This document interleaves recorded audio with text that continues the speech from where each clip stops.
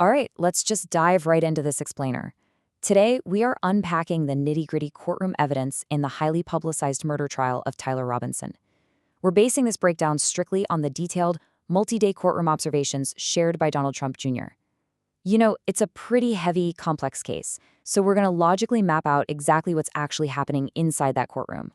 To help us digest all of this complex info, we've broken the whole thing down into 5 parts. First, the trial's context, followed by the prosecution's evidence. Then, we'll walk through the timeline of the crime, dig into the alleged campus security failures, and finally, look at the emotional toll.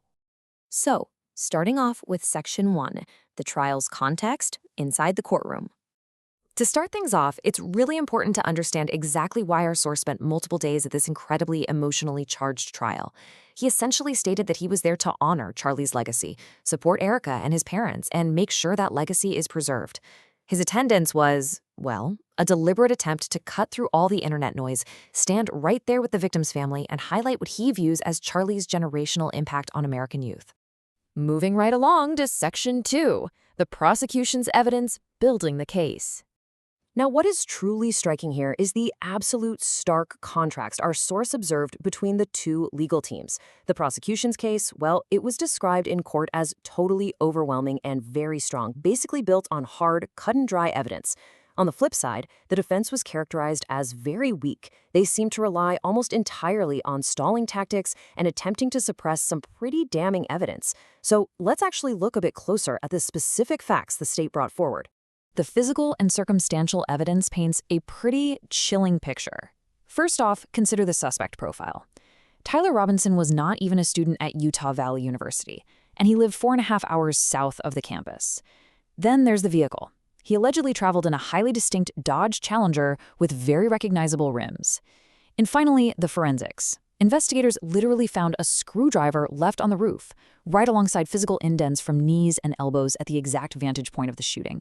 Which brings us to Section 3, timeline of the crime, the alleged events. So the crucial point here is how the prosecution is reconstructing the day of the crime, basically putting all these disparate pieces of evidence into a strict sequence. Pre-event, the suspect is seen gathering intelligence, casually interacting with Turning Point staff in shorts and a t-shirt. Mid-event, he returns in long pants, having magically developed a fake limp. Then comes the incident itself, ascending the roof, taking the fatal shot, and jumping down with an object all wrapped up.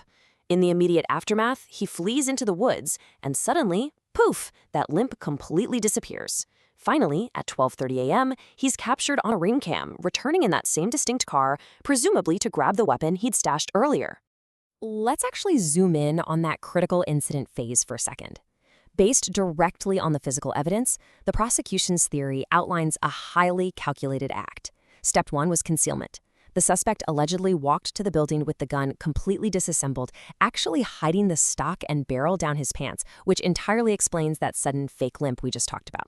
Step 2 was assembly, using that recovered screwdriver right up on the rooftop to put the weapon back together. And Step 3 was positioning, taking a prone sniper stance, which is what left those undeniable knee and elbow indents behind. Now let's look at Section 4, alleged campus security failures, systemic breakdowns. I want you to just listen to this single number. 6. According to the source, there were shockingly only 6 police officers on duty to protect this entire campus event. I mean, think about that for a second. For anyone paying attention, a Turning Point event of this magnitude is absolutely expected to draw thousands of attendees. Yet just a half dozen officers were assigned to secure the whole area. And this really illustrates the broader systemic failures alleged by our source. Not only were there merely 6 officers assigned, but there was a complete and total lack of a pre-briefing for the security personnel beforehand. Furthermore, no reset game plan was ever established for the campus. The severe lack of preparation and contingency planning has quite understandably become a major source of frustration, and it raises some really serious questions about institutional readiness. Finally, we move to Section 5, the emotional toll, the quest for justice. At the end of the day, we have to look past the forensics, the timelines, and the security logistics to acknowledge the profound human toll this is taking. Charlie's widow, Erica, is seeking justice amidst unimaginable grief. Despite facing horrific online attacks directed at her and the organization, she is courageously holding her family together.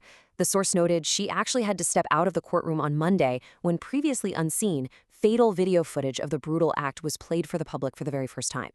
It's a really stark reminder of the very real, ongoing pain at the absolute center of this legal process. So, as we wrap up this explainer, we are left with a massive question. With cut-and-dried hard evidence laid out against Tyler Robinson, will the jury ultimately deliver the justice this grieving family seeks? The courtroom observations point to an overwhelming prosecution and a severely struggling defense. But, in the justice system, the final word always rests with the jury. Will this meticulously presented evidence be enough to bring closure to such a tragic, generationally impactful case? Thank you guys so much for walking through this with me, and I can't wait to dive into our next explainer with you.